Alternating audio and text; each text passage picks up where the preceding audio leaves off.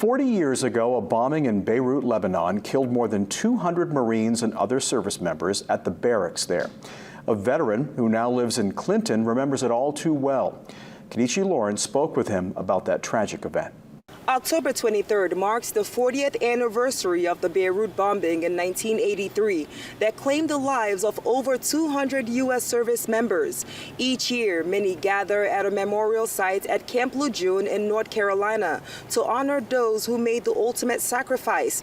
A Mainer headed to the camp recalls the day that changed the lives of many. It was actually our last day on our final tour of duty. Michael Celentano was just 22 at the time. We put in 3 tours of duty in Beiruit. He was serving on the USS Virginia and was getting ready to finish his deployment. I was a guided missile launcher supervisor. 3 years earlier, he joined the Navy, and on October 23, 1983, hours before they were headed home, the unexpected happened. The captain came on the PA system on the ship, and he said that the Marine barracks was attacked by a terrorist bomber, suicide bomber, and they needed some of the bigger, stronger guys who wanted to go ashore to help. Celentano was one of those combing through the rubble in an effort to save lives. There were survivors, there were dead bodies, and there were parts of bodies. This year, he'll be visiting the memorial site at Camp Lejeune,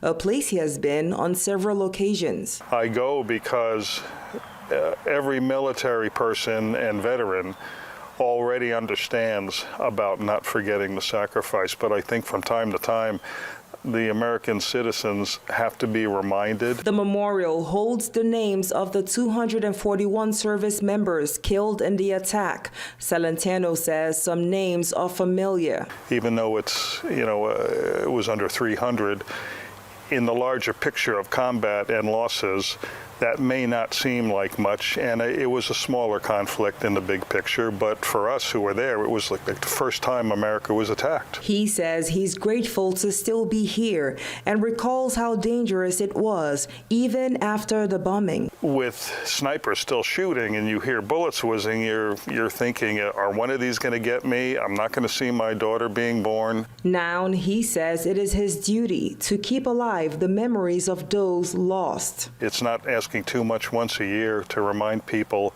don't forget there was also this loss to our country. Kenichi Lawrence, WABI TV 5 News, Clinton.